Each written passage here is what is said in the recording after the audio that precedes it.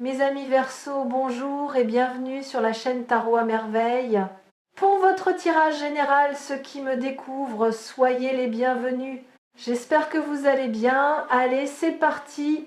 En ce moment même, pendant que vous écoutez ces mots, quelqu'un pense à vous. Pas vaguement, pas distraitement. Quelqu'un pense à vous avec une intensité qui l'empêche de dormir certaines nuits, qui le fait s'arrêter au milieu d'une phrase parce que votre visage a traversé son esprit sans prévenir, qui lui donne envie de prendre son téléphone, d'écrire quelque chose, puis de tout effacer, lettre par lettre, parce que les mots qu'il trouve ne sont jamais à la hauteur de ce qu'il ressent. Cette personne porte un message pour vous, un message important, et ce message refuse de sortir, non pas parce que cette personne ne veut pas vous le dire, mais parce que ce qu'elle ressent est si vaste, si dense, si chargé de vérité que chaque tentative de le mettre en mots lui semble ridicule. Comme essayer de verser l'océan dans un verre d'eau. Aujourd'hui, nous allons écouter ce message ensemble, pas en devinant des détails, en ressentant l'énergie qu'il porte. Et pour cela, je vais faire quelque chose de différent. Je ne vais pas vous parler de cette personne directement. Je vais la peindre, trait par trait, couche par couche, comme un portrait qui se révèle lentement sur une toile blanche. Et au fur et à mesure que ce portrait prendra forme, vous la reconnaîtrez, pas par son nom, par la sensation qu'elle éveille en vous. Premier trait, les mains. Cette personne a des mains qui parlent, vous l'avez peu, être remarqué sans y prêter attention. La manière dont elle touche les objets, dont elle tient une tasse, dont ses doigts bougent quand elle réfléchit ou quand elle est nerveuse. Ses mains trahissent ce que sa bouche tait. Quand elle est en votre présence, ses mains font des choses qu'elle ne contrôle pas. Elles se rapprochent de vous, elles ajustent quelque chose, n'importe quoi, juste pour occuper l'espace entre vous et elle. Elles tremblent parfois, à peine, quand la conversation touche un sujet trop proche de ce qu'elle voudrait vous dire. Ses mains portent des années de mots retenus, des caresses jamais données, des lettres jamais écrites, des gestes commencés puis interrompus par la peur. Si vous prêtez attention à ses mains la prochaine fois que vous verrez cette personne, vous lirez tout ce qu'elle n'a pas le courage de prononcer. Deuxième trait, le regard. Il y a une manière particulière dont cette personne vous regarde. Et cette manière est différente de celle dont elle regarde les autres. Ce n'est pas un regard appuyé ou insistant. C'est un regard qui dure une fraction de seconde de plus. Juste assez pour que quelque chose passe. Pas assez pour que vous puissiez le nommer avec certitude. Vous l'avez senti, ce regard peut être, en avez-vous douté, immédiatement après. Peut-être vous êtes-vous dit que vous aviez imaginé cette intensité, que vous projetiez quelque chose qui n'existait pas. Mais non, vous n'avez rien imaginé. Ce regard est réel. Et ce qu'il contient est précisément le message que cette personne n'arrive pas à formuler. Dans ce regard, il y a de l'admiration.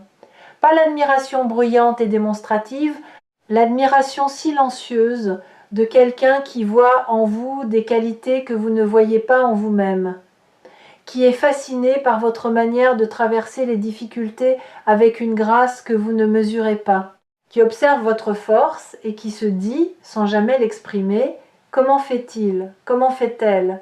Comment peut-on porter autant de choses et rester encore debout, encore tendre, encore capable de rire ?» Ce regard porte aussi de la peur de vous perdre. Pas nécessairement au sens dramatique du terme, la peur que la vie vous emporte dans une direction où elle ne pourra plus vous suivre, que vous changiez au point de ne plus avoir besoin d'elle, que l'espace entre vous, qui est déjà parfois si difficile à franchir, devienne un jour infranchissable. Cette peur, elle ne vous la montrera jamais. Elle la porte en silence, comme un poids caché sous un manteau trop large. Troisième trait, les silences. Vous avez partagé des silences avec cette personne, des silences qui n'étaient pas vides, des silences lourds d'une densité particulière, ces moments où la conversation s'arrête et où au lieu du malaise habituel il y a autre chose, une plénitude, une présence, comme si les mots n'étaient plus nécessaires parce que quelque chose de plus profond circulait entre vous. Ces silences sont rares. La plupart des gens les fuient. Ils les remplissent de bruit, de rires nerveux, de remarques sans importance. Mais entre vous et cette personne, ces silences ont été des cathédrales, des espaces sacrés où la vérité existait sans avoir besoin d'être dite. Et c'est dans ces silences que le message vivait le plus intensément. Parce que le message dont je parle n'est pas une phrase. Ce n'est pas un je t'aime ou un tu me manques ou un j'ai besoin de toi. C'est quelque chose de plus vaste que n'importe laquelle de ces formules. C'est une reconnaissance. La reconnaissance d'un lien qui dépasse les catégories habituelles, qui ne rentre pas dans les cases de l'amitié, de l'amour, de la famille, du simple attachement. Un lien qui est tout cela à la fois et rien de tout cela en même temps. Un lien qui existe dans une dimension que le langage ordinaire n'a pas encore appris à nommer. Quatrième trait, la mémoire. Cette personne se souvient de choses que vous avez oubliées, des détails insignifiants que vous avez laissés tomber au bord du chemin et qu'elle a ramassés sans que vous le sachiez. La couleur du pull que vous portiez un certain jour. Une phrase que vous avez prononcée en passant et qui l'a marqué de manière disproportionnée, la manière dont vous avez ri à un moment précis, l'expression de votre visage quand vous pensiez que personne ne vous regardait. Elle a archivé tout cela, pas consciemment, pas dans un journal ou dans des notes sur son téléphone. Dans cette mémoire involontaire qui ne retient que ce qui touche le cœur, et cette collection de fragments, de miettes de votre existence que vous considériez comme sans importance, constitue pour elle un trésor. Un trésor qu'elle porte en secret et qu'elle n'osera peu être jamais vous montrer. Il y a quelque chose de bouleversant dans le fait d'être remembré par quelqu'un à ce point. Bouleversant parce que nous vivons dans un monde d'oubli rapide. Les conversations s'évaporent, les visages se confondent, les promesses se dissolvent dans la vitesse du quotidien. Et pourtant, il existe une personne pour qui vous n'êtes pas un passage, pour qui vous n'êtes pas un visage parmi d'autres dans le flux incessant des jours. Vous êtes un ancrage, un point fixe dans son univers en mouvement.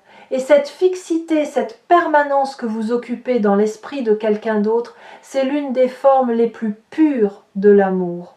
Pas l'amour spectacle, pas l'amour déclaration, l'amour attention, l'amour qui observe, qui retient, qui chérit en silence ce que les autres laissent filer. Et vous, de votre côté, sans le savoir, vous faites la même chose. Vous aussi, vous portez des fragments de cette personne. Des souvenirs que vous n'avez pas archivés volontairement, mais qui remontent parfois à des moments inattendus, en entendant une certaine musique, en passant devant un certain lieu, en sentant un certain parfum dans l'air. Ces résurgences ne sont pas des accidents de mémoire, ce sont des preuves que le lien existe dans les deux sens, que le fil qui vous relie est tendu des deux côtés, que le message ne circule pas dans un seul sens, mais dans les deux, même si aucun des deux n'ose encore le dire à voix haute. Pourquoi vous raconte-je tout cela? Pourquoi est-ce que je peins ce portrait avec autant de détails? Parce que le message que cette personne veut vous dire, vous ne pourrez le recevoir que si vous comprenez d'abord la profondeur du lieu d'où il vient. Un message n'est pas seulement des mots, c'est un paysage. C'est un écosystème entier, de sentiments, de souvenirs, de peurs et d'espoir, qui convergent en un seul point d'expression. Et si vous recevez ce message sans voir le paysage qui le porte, vous le réduirez à sa surface. Vous entendrez les mots, mais vous manquerez la musique. Alors voici le message, tel que je le perçois, tel qu'il vibre dans l'énergie de cette lecture. Et je vous demande de l'écouter, non pas avec vos oreilles, mais avec cet endroit en vous qui reconnaît la vérité quand elle se présente. Le message est celui-ci. Vous avez compté, vous comptez, et vous compterez toujours. Cela semble simple, presque banal, dit comme ça. 3 phrases, quelques mots, mais ne vous y trompez pas. Les vérités les plus profondes tiennent rarement dans des paragraphes entiers. Elles tiennent dans des éclats, des fulgurances. Des mots si justes qu'ils n'ont besoin d'aucune décoration pour toucher l'endroit exact où ils doivent aller, mais laissez ces mots infuser. Laissez-les descendre au-delà de votre mental, au-delà de votre première réaction, jusqu'à cet endroit en vous qui doute de sa propre importance, cet endroit qui se demande dans les moments de solitude si quelqu'un pense réellement à lui, si son absence serait remarquée, si sa présence fait une différence. La réponse est oui. Et cette personne est la preuve vivante de ce oui. Vous avez touché cette personne d'une manière que vous ne soupçonnez pas. Pas par un grand geste héroïque, pas par un discours inspirant, par votre manière d'être, votre manière de rester humain quand il aurait été plus facile de se blinder, votre manière de poser une question sincère quand tout le monde se contente de réponses de surface, votre manière d'être présent, vraiment présent, dans un monde où la plupart des gens ne font que passer. Cette personne a vu cela. Elle l'a vu et elle ne l'a jamais oublié. Et le message qu'elle porte, ce message trop grand pour les mots, c'est sa manière de vous dire « Tu n'es pas invisible, tu n'as jamais été invisible. Et le jour où tu sauras à quel point tu comptes pour moi, tu ne douteras plus jamais de ta valeur. Maintenant, je vais vous confier quelque chose que cette personne ne sait pas elle-même, quelque chose que seul un regard extérieur peut percevoir. Cette personne est en train de changer, pas à cause de vous, grâce à vous. Votre existence dans sa vie a agi comme un catalyseur silencieux. Vous avez éveillé en elle des parties d'elle-même qu'elle ne connaissait pas. De la douceur là où il y avait de la rigidité, du courage là où il y avait de la résignation, de la profondeur là où il y avait du pilotage automatique. Elle ne fait pas le lien entre ces changements et vous. Elle ne sait pas que c'est votre influence, subtile et constante, qui a initié ce mouvement intérieur. Mais vous le savez maintenant. Et cette connaissance porte une responsabilité douce. La responsabilité de continuer à être exactement ce que vous êtes, sans forcer, sans performer, simplement en restant fidèle à cette authenticité qui touche les gens autour de vous d'une manière que vous ne pouvez pas mesurer. Ceux qui ont trouvé refuge dans les messages de tarot à merveille reconnaissent ce type de vérité, la vérité qui ne crie pas, qui murmure, qui se glisse dans les interstices de votre conscience et qui dépose une graine que vous ne verrez germer que plus tard, dans un moment de silence, dans un éclair de lucidité inattendue. Il y a une raison pour laquelle cette personne n'a pas encore parlé, et cette raison mérite d'être comprise, pas jugée. Parler, vraiment parler, dire la vérité de ce que l'on ressent à quelqu'un qui compte, c'est l'un des actes les plus vulnérables qui existent. Parce que parler, c'est offrir à l'autre un pouvoir sur soi. Le pouvoir de recevoir ou de rejeter, le pouvoir de comprendre ou de mal interpréter, le pouvoir de s'approcher ou de s'éloigner. Et cette personne, malgré tout ce qu'elle ressent, malgré la force du message qui pulse en elle, n'est pas encore certaine que vous êtes prêt à le recevoir. Pas parce qu'elle doute de vous, mais parce qu'elle doute d'elle-même. Elle se demande si elle est assez. Assez quoi? Elle ne saurait pas le dire. Assez en général. Assez pour mériter votre attention pleine. Assez pour que ces mots ne soient pas balayés par un silence poli ou un sourire embarrassé. Ce doute est le miroir exact du vôtre, parce que vous aussi, quelque part en vous, vous vous demandez si vous êtes assez. Et cette symétrie est la preuve la plus belle et la plus douloureuse du lien qui vous unit. Vous doutez l'un de l'autre pour les mêmes raisons. Vous hésitez l'un vers l'autre avec les mêmes peurs. Vous portez le même poids de mots non dits, et aucun des deux n'imagine que l'autre porte exactement le même fardeau. Il y a dans votre vie un moment qui approche, un moment pivot, pas un événement spectaculaire, quelque chose de petit en apparence, une conversation ordinaire qui sans prévenir va basculer dans l'extraordinaire, un instant où les défenses tomberont, pas les deux en même temps, peut être, mais l'une des deux en premier. Et ce premier mouvement d'ouverture créera l'espace pour le second, comme un premier flocon qui annonce la neige, comme un premier mot qui ouvre un discours entier. Ce moment ne peut pas être forcé, il ne peut pas être planifié, il se produira quand les conditions intérieures seront réunies, quand la lassitude de taire sera plus forte que la peur de parler, quand le poids du silence deviendra plus lourd que le risque de la vérité. Et ce point de basculement, il approche. Pour vous comme pour cette personne. Je veux vous raconter comment fonctionne ce type de basculement parce que le comprendre va vous aider à le reconnaître quand il se produira. Les grands moments de vérité entre deux êtres humains ne surviennent presque jamais dans les circonstances idéales.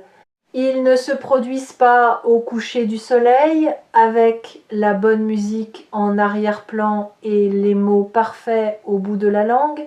Ils surviennent dans les moments banals, dans une cuisine, dans une voiture, au milieu d'une activité ordinaire. Quand la garde est baissée, parce que rien ne laissait présager que ce moment serait celui-là.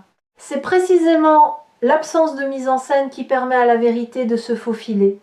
Parce que la vérité n'aime pas les projecteurs, elle préfère les interstices, les coins d'ombre, les parenthèses du quotidien où personne ne fait attention. Alors quand ce moment viendra, il ne ressemblera pas à ce que vous imaginez, il sera plus petit, plus humble, plus tremblant et infiniment plus beau que n'importe quel scénario que votre mental aurait pu construire. Parce que la beauté véritable ne se fabrique pas, elle émerge comme une source, comme un premier rayon à travers les nuages, comme un mot qui sort enfin après des années de silence. Votre rôle en attendant n'est pas de pousser, de provoquer, d'arracher des mots à quelqu'un qui n'est pas encore prêt. Votre rôle est d'être un espace sûr, un territoire où la vérité est bienvenue, où la vulnérabilité n'est pas punie, où les mots maladroits sont accueillis avec la même tendresse que les mots parfaits. Et vous êtes cet espace, vous l'avez toujours été. C'est d'ailleurs pour cela que cette personne a choisi inconsciemment de porter son message vers vous et pas vers quelqu'un d'autre. Parce qu'elle sait, dans un endroit au-delà des mots, que vous saurez entendre ce que les autres n'entendraient pas. Parlons maintenant de ce qui change en vous pendant que ce message se prépare à émerger. Parce que ce n'est pas seulement cette personne qui est en mouvement, vous aussi, vous êtes en train de développer une capacité nouvelle, ou plutôt de redécouvrir une capacité ancienne, la capacité d'écouter au-delà des mots, de percevoir l'intention derrière le geste, le besoin derrière la demande, la blessure derrière la colère. Cette capacité, vous l'avez toujours eue, mais la vie vous a appris à la mettre en sourdine, parce que ressentir autant était épuisant, parce que comprendre les gens à ce niveau de profondeur vous exposait à leur douleur en plus de la vôtre.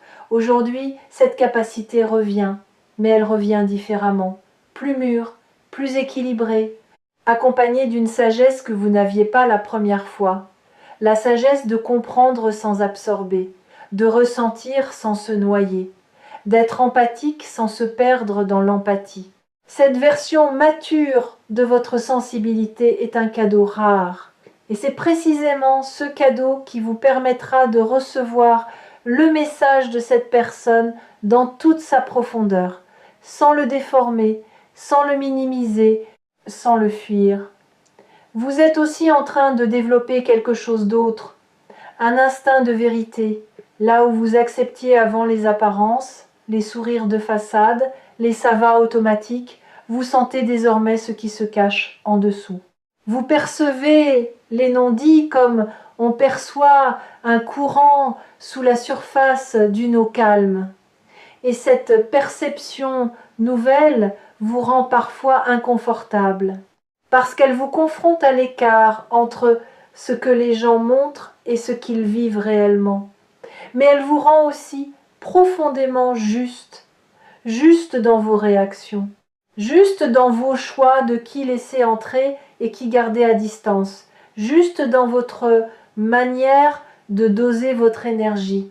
Et cette justesse, cette précision intérieure, c'est exactement ce qui fait de vous la personne capable de recevoir un message aussi important que celui dont nous parlons.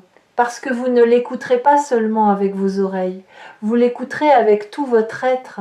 Et c'est ce type d'écoute totale, incarnée, que cette personne attend sans même savoir qu'elle l'attend.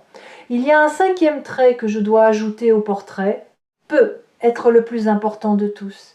Cinquième trait, la constance silencieuse. Cette personne a été là, pas toujours au premier plan, pas toujours visible, mais là, dans les coulisses de votre vie, comme une lumière qu'on ne remarque quand elle s'éteint. Elle a été là dans vos moments de joie, se réjouissant pour vous avec une sincérité que vous n'avez peu, être pas pleinement perçue. Elle a été là dans vos moments de chute, tendant une main discrète que vous avez peu, être à peine remarquée parce que vous étiez trop occupé à tomber. Elle a été là dans votre silence, dans votre absence même, continuant à penser à vous avec une fidélité que le temps n'a pas érodée. Cette constance est la forme la plus pure de ce que cette personne essaye de vous dire, parce que les mots peuvent mentir, les gestes peuvent être calculés, mais la constance, elle, ne triche pas. On ne reste pas présent pour quelqu'un pendant des mois, des années, par obligation ou par habitude. On reste parce que quelque chose en nous reconnaît quelque chose en l'autre, quelque chose qui dépasse la raison, quelque chose qui résiste à l'usure du temps et à l'érosion de la distance. Ce portrait est maintenant suffisamment avancé pour que vous commenciez à voir, pas avec les yeux, avec le cœur.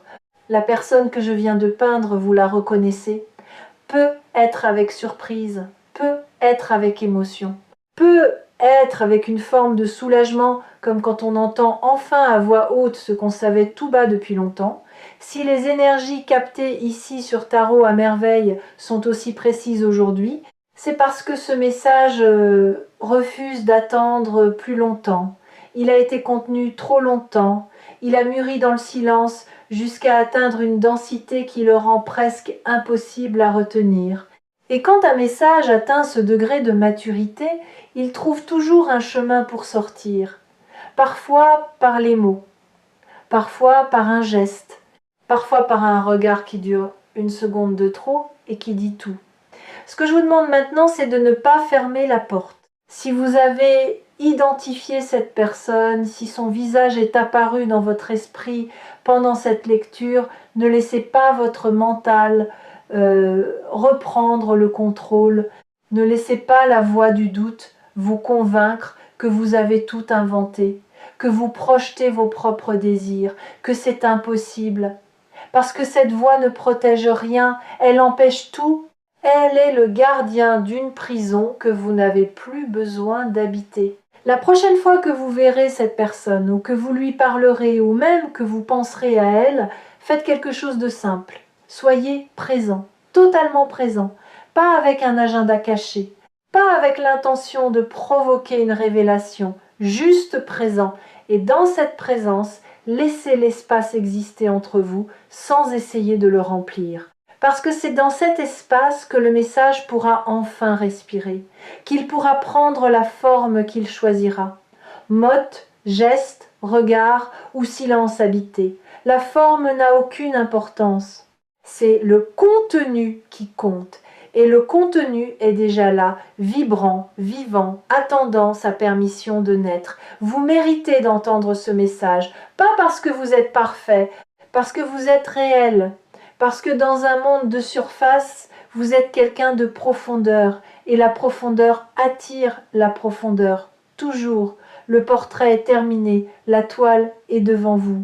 Et la personne qui vous regarde depuis cette toile a quelque chose à vous dire, quelque chose de très important, quelque chose qui, une fois dit, ne pourra plus être non dit, et qui changera la couleur de tout ce qui viendra après. Soyez prêts.